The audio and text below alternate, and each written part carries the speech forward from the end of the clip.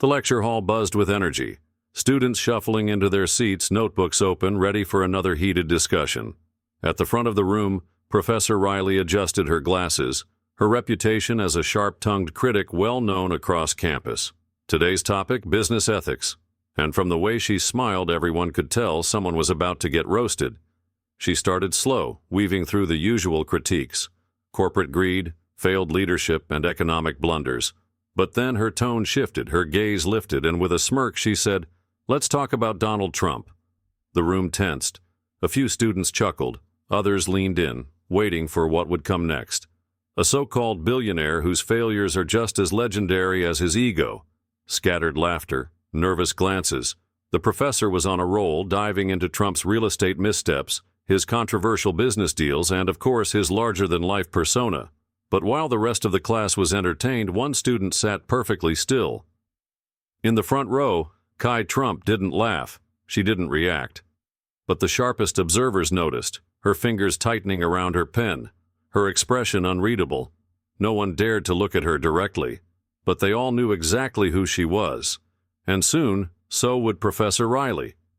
Because what happened next would leave the entire room in stunned silence. Professor Riley's voice carried across the room, her words laced with confidence. She thrived on controversy, pushing boundaries, challenging ideas, and calling out what she saw as failures in leadership.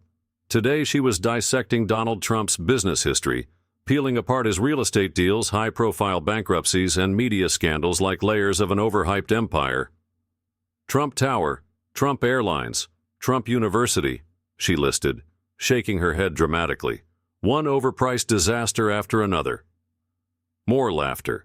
Some students nodded in agreement, scribbling down notes. But not everyone was comfortable. A few cast quick glances toward the front row, toward Kai Trump. Kai sat there motionless, her expression unreadable. She wasn't fidgeting, wasn't reacting, just listening, processing. Professor Riley paced the stage, emboldened by the lack of resistance.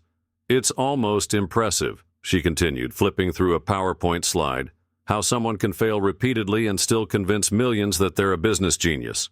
The laughter was quieter now, less amused, more uneasy. Kai's grip on her pen tightened, her knuckles just barely turning white.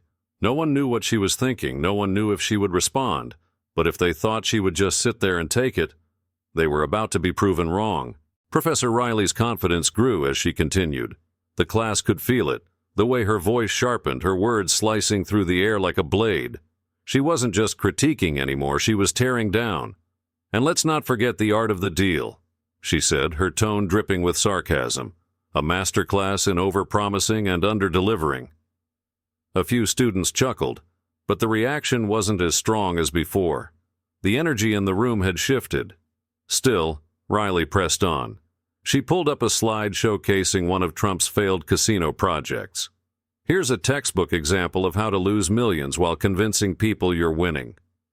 More laughter, but it wasn't unanimous. Some students exchanged glances, unsure whether they should still be laughing, because at the front of the class, Kai Trump hadn't moved. She didn't flinch, didn't look away. But there was something in her eyes, a sharpness, a quiet intensity. A few classmates noticed the way her grip on her notebook tightened. Professor Riley, either oblivious or emboldened, kept going. "What's truly remarkable," she said, "is how one man can fail so spectacularly and still be worshipped as a genius. It's a testament to the power of branding over substance." The room fell silent. This time, no one laughed. Students fidgeted in their seats, sneaking glances at Kai. Some felt secondhand embarrassment, others curiosity, because at that moment something shifted. Kai leaned forward slightly, her fingers relaxed around her pen. And then, with perfect calmness, she raised her hand. The movement was small, but the impact, instant. The room froze. Professor Riley blinked, caught off guard. She hadn't expected this. No one had. "Yes?" she asked, her voice suddenly careful. Kai Trump looked at her unshaken, her expression unreadable, and then, in a voice calm but firm, she spoke. "Professor, I have a question." The entire class held its breath, because they all knew. This was the moment everything changed. The weight of Kai Trump's voice hung in the air. Every student turned, eyes darting between her and Professor Riley. The energy in the room had shifted. What was once light-hearted mockery now felt like a dangerous game. Professor Riley hesitated, but only for a second. She was never one to back down. "Go ahead," she said, arms crossed, her tone neutral but guarded. Kai didn't rush. She took a slow breath, her posture perfectly composed. Then, in a voice steady and deliberate, she spoke. "You mentioned my grandfather's failures," she began, her gaze locked on the professor, "and I don't disagree. He's had many." The room tensed. Was she agreeing with the criticism? Professor Riley's expression flickered with intrigue. Kai Trump wasn't arguing. She wasn't raising her voice, wasn't acting defensive. She was doing something much more powerful. "But tell me, Professor," Kai continued, tilting her head slightly, "have you ever failed?" A beat of silence. Professor Riley blinked. Some students exchanged wide-eyed glances. Kai didn't wait for a response. She leaned in. "Because I find it interesting," she said, her voice still calm, "that we talk about failure as if it's the end of the road, as if failing automatically means someone is incompetent." The professor's jaw tightened. For the first time, she looked uneasy. Kai's tone didn't waver. "But every person in this room will fail at something, probably many things. The real question isn't whether someone failed, it's whether they got back up." Silence. The professor folded her arms tighter, but she didn't interrupt. Kai sat back in her chair, glancing around the room. "What I've seen firsthand," she continued, "is that success isn't about never failing. It's about failing, learning, and then proving people wrong." The air was thick with suspense. Some students were still too stunned to react. Others nodded subtly. A few even scribbled down notes, not about Professor Riley's lecture, but about what Kai had just said. And for the first time all day, the professor didn't have a snappy comeback. She just stood there, studying Kai Trump with a look that wasn't annoyance. It was respect. But this wasn't over yet, because Kai wasn't finished. The room was silent. Professor Riley had spent years commanding attention, breaking down arguments and leaving no room for opposition. But this was different. Kai Trump didn't raise her voice. She didn't lash out. She simply challenged the entire premise of the professor's lecture with a single, unshakable truth. And now? Everyone was waiting for the response. Professor Riley shifted, the weight of the moment settling in. "So what are you saying?" she asked, her voice measured. Kai met her gaze without hesitation. "I'm saying that failure is part of success," she replied. "You can't talk about business, leadership, or even ethics without acknowledging that the people who build the biggest things usually fall the hardest." Some students nodded. Others glanced at each other, realizing that Kai was flipping the entire conversation on its head. But she wasn't done. "The only difference between people we call failures and those we call successful is that some people stop trying and others don't." A shift rippled through the class. This wasn't just a response. This was a lesson. Professor Riley's posture changed, arms still crossed, but her expression was no longer just skeptical. There was something else in her eyes now. Curiosity. Kai leaned forward slightly, her voice steady. "Criticism is important. I agree with you there. But what I don't agree with is pretending that failure is the same thing as incompetence." The weight of her words hung in the air. And for the first time, Professor Riley had no immediate comeback. The class sat in suspended silence, until finally, Professor Riley exhaled. And what she said next, no one saw it coming. For the first time in the entire lecture, Professor Riley hesitated. She had spent years dismantling arguments, exposing flaws, and challenging students to think critically. She was known for never backing down. But right now, she wasn't the one in control of the conversation. The class could feel it. Kai Trump had shifted the dynamic. The professor unfolded her arms, exhaling slowly. She wasn't used to this, to being the one put on the defensive. Still, she kept her composure. "All right," she said, nodding slightly. "I see your point, but let's be honest, your grandfather isn't exactly known for humility. Wouldn't you say that branding himself as a genius despite his failures is part of the issue?" A few students murmured in agreement. Some glanced at Kai, eager to see how she would respond. But Kai, she didn't hesitate. She tilted her head slightly, considering the question. Then, with a calm, measured tone, she said, "I think that's a fair question." The room stilled. She wasn't denying it. She wasn't dismissing it. She was acknowledging it. Kai let the moment settle before continuing. But here's the thing. Every successful person builds a brand. Steve Jobs, Elon Musk, Jeff Bezos. They all made mistakes, but no one talks about their failures the way they talk about my grandfather's. Professor Riley raised an eyebrow.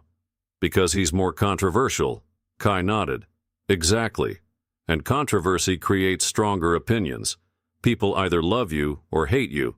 But here's what people don't realize. Controversy also makes people underestimate you. A few students leaned in slightly, intrigued. Professor Riley's eyes narrowed. She was listening now. Kai leaned back in her seat, keeping her tone even. It's easy to tear someone down when you don't like them. It's easy to focus on their failures and ignore everything else.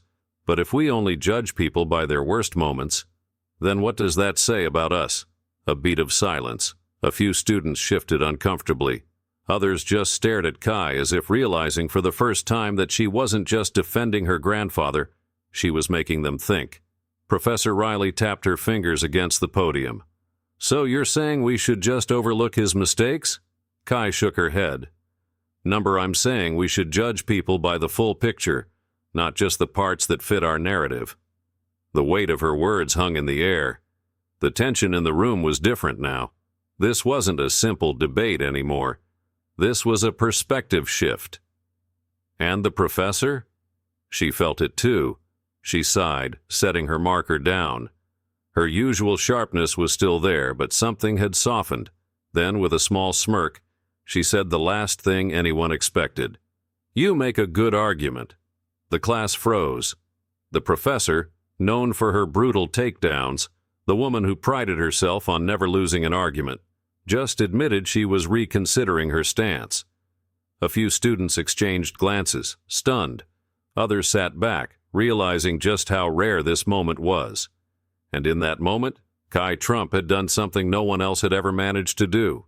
She didn't just defend her grandfather, she won the room. The weight of Professor Riley's words settled over the room. You make a good argument. It wasn't an admission of defeat. It was something bigger. A class that had started as a one-sided critique had turned into something rare, a real conversation. And it was Kai Trump who made it happen. The students could feel it. No more nervous laughter, no more sneaky glances, just quiet respect. For a moment, Riley just stood there studying Kai as if she were seeing her for the first time. Kai didn't gloat. She didn't smirk. She simply nodded. I appreciate that, Professor. There was something about her tone. Calm, unshaken, but not dismissive. It wasn't arrogance. It was understanding. Riley exhaled, finally stepping away from the podium, her arms no longer crossed. Her tone had shifted too, less rigid, more measured.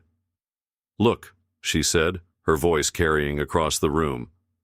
I won't pretend your grandfather doesn't have flaws, and I stand by my critiques. But you're right about one thing. We shouldn't cherry-pick failures and ignore the bigger picture. Kai's expression didn't change, but a few students noticed the way her fingers relaxed around her notebook just slightly. A few minutes ago, this classroom had been filled with one-sided certainty. Now people weren't so sure anymore. Riley shook her head slightly. It's easy to focus on what we don't like. She paused. It's harder to have conversations like this. A beat of silence. Then, for the first time all class, students started nodding, even the ones who had laughed earlier. Because whether they agreed with Kai or not, they respected her. Then, something else happened. A student in the back cleared their throat, hesitating before raising a hand. Riley glanced over, surprised. Yes? The student shifted in their seat. I guess I just never really thought about failure that way. Another student nodded slowly. Yeah, me neither. A few more murmurs followed. One student, who had been taking notes the entire time, tapped their pen against the desk, deep in thought. And just like that, the conversation changed. This wasn't just about Trump anymore. It wasn't about business scandals or personal opinions. It was about how people judge success, failure, and each other. And that was the real lesson. Professor Riley glanced at Kai again, but this time something had changed. There was no trace of condescension, no dismissal, just respect. Then she did something unexpected. She stepped away from the podium. The woman who had spent the last hour leading the discussion now turned to the students. "All right," she said, scanning the room. "Let's open this up. What do the rest of you think?" There was a moment of hesitation. Then one student leaned forward, another flipped through their notes. Slowly, voices started to rise. A real discussion was forming. For the first time that day, this wasn't just Professor Riley versus the class. It was a debate, a real one, a fair one, and Kai Trump, she wasn't just a part of it anymore, she had started it. The energy in the lecture hall had completely shifted. What had started as a one-sided takedown had transformed into something else, a real conversation, a challenge to think deeper, to question assumptions, to listen, rather than just react. And at the center of it all, Kai Trump. She hadn't raised her voice. She hadn't gotten defensive. She hadn't fired back with insults. Instead, she had done something far more powerful. She had stayed calm, collected, unshaken. And because of that, the professor had listened. The students who had laughed earlier now sat with a different kind of silence. Not the awkward hush of a room caught off guard, but a thoughtful, almost reverent quiet. Some students nodded, others scribbled notes not about the professor's lecture, but about what Kai had just said. Even those who disagreed with her couldn't ignore it. She had made them think. But the impact of her words didn't stop there. As students packed up their things, a few stole hesitant glances in her direction. Some whispered among themselves, debating what had just happened. Others sat still, processing. And then, one by one, they began to approach her.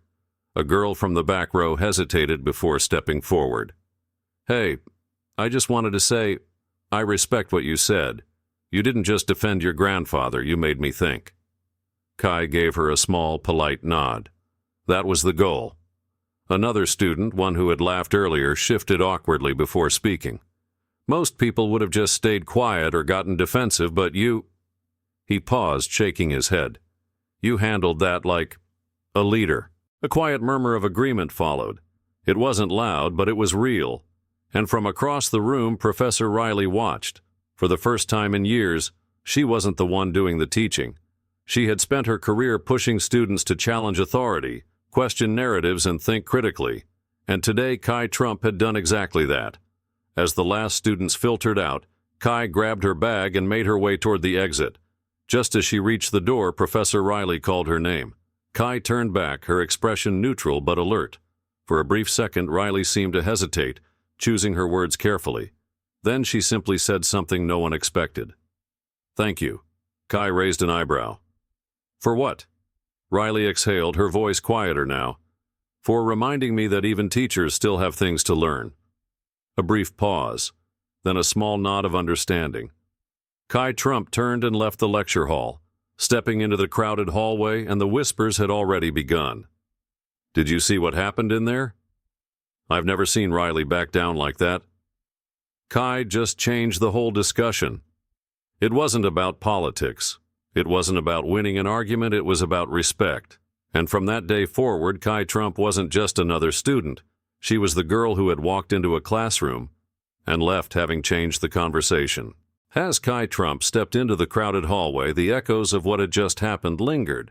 She hadn't just defended her grandfather. She hadn't attacked the professor. She had shifted the entire conversation.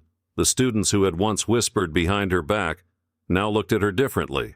Some with curiosity, some with respect, and some with admiration. Even those who disagreed with her couldn't ignore how she handled herself. No anger, no defensiveness, just poise, logic, and an unshakable presence. She didn't fight to be heard. She spoke in a way that demanded to be listened to. And that left a mark. As she walked through the hallway, she noticed a few classmates exchange glances before approaching her. One hesitated before speaking. "I just wanted to say, I didn't expect that, but you made me think. That was impressive." Another student, someone who had laughed earlier, nodded. "Yeah, most people would have just ignored it or gotten defensive, but you kept your cool." Kai gave them a polite nod, her expression calm. "That's the thing about conversations," she said simply. "They only work if both sides actually listen." The weight of her words settled over them, and for the first time they understood. Across the hall, Professor Riley stood by her office door watching. For the first time in years, she wasn't the one doing the teaching. Kai noticed her but didn't say anything. She just offered a small, knowing nod before walking away. Later that night, as she packed her books for the next day, a notification buzzed on her phone. A message from Professor Riley. Today wasn't just a lesson for the class, it was a lesson for me too. Thank you. Kai read the message twice before setting her phone down. She didn't need to win an argument. She didn't need validation. She had already won something bigger, respect, and sometimes that's more powerful than any debate.